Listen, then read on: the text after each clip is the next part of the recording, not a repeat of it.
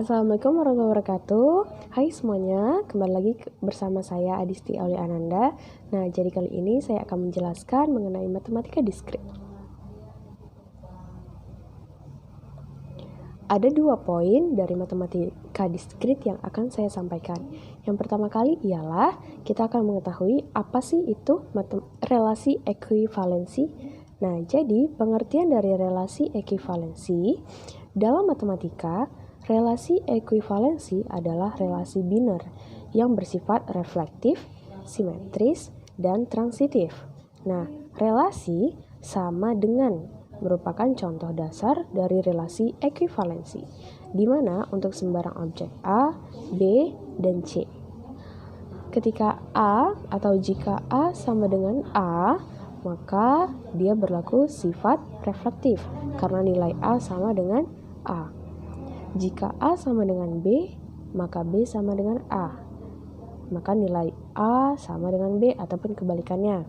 Nah, di sini bisa kita temukan sifat simetris. Dan jika A sama dengan B, B sama dengan C, maka A sama dengan C. Karena nilai A, B, dan C memiliki nilai yang sama. Kita temukan sifat transitif di sini. Berikutnya ialah sebagai akibat dari sifat reflektif, simetris, dan transitif, semua relasi ekuivalensi dapat menghasilkan partisi dari himpunan pendasar menjadi kelas-kelas ekuivalensi yang saling lepas. Dua anggota dari suatu himpunan disebut ekuivalen jika dan hanya jika mereka merupakan anggota kelas ekuivalensi yang sama.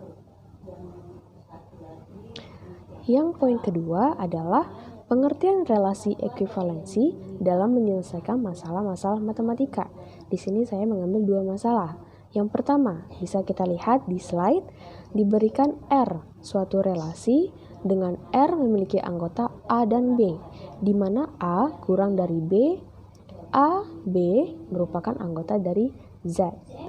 Pada Z, anggotanya adalah kurang dari negatif 2 hingga lebih dari 4. Nah, apakah R merupakan relasi ekuivalen? Kita lihat ya. Suatu relasi dikatakan ekuivalen jika memenuhi sifat-sifat yang sudah saya sebutkan tadi. Sifat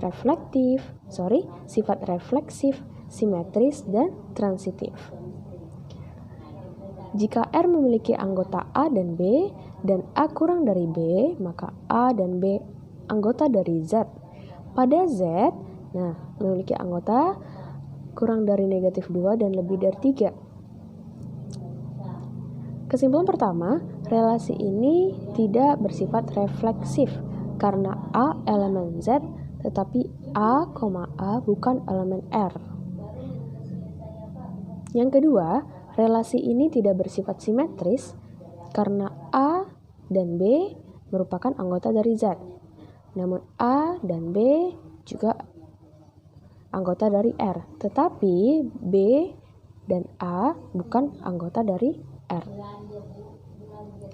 Yang ketiga, relasi ini bersifat transitif karena untuk setiap A, B, C merupakan anggota dari Z, di mana A dan B elemen atau anggota dari R dan BC anggota dari R berlaku A dan C merupakan anggota dari R. Maka kesimpulannya, relasi R bukan relasi ekuivalensi karena tidak memenuhi sifat refleksif dan simetris. Masalah yang kedua masih dengan soal yang sama. Diberikan R suatu relasi dengan R di mana anggotanya terdiri dari A dan B. A lebih dari atau sama dengan B, di mana A dan B merupakan anggota dari Z. Pada Z, anggotanya adalah kurang dari negatif 2 dan lebih dari 3. Apakah R merupakan relasi ekuivalensi? Premis yang pertama bisa kita ambil, relasi ini bersifat refleksif karena untuk setiap A anggota Z berlaku A, anggota dari R. Yang kedua, relasi ini tidak bersifat simetris karena terdapat A dan B merupakan anggota dari Z, dan A dan B merupakan anggota dari R, tetapi B dan A bukan merupakan anggota dari R. Misal, A sama dengan 3, B sama dengan 2, maka 3,2 merupakan anggota dari R, tetapi 2,3 bukan anggota dari R. Premis ketiga, relasi ini bersifat transitif karena untuk setiap A, B, dan C merupakan anggota dari Z. A dan B anggota dari R, dan B dan C merupakan anggota dari R juga.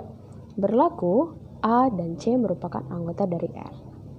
Maka bisa kita tarik kesimpulan bahwa relasi R bukan relasi ekuivalensi karena tidak memenuhi sifat simetris.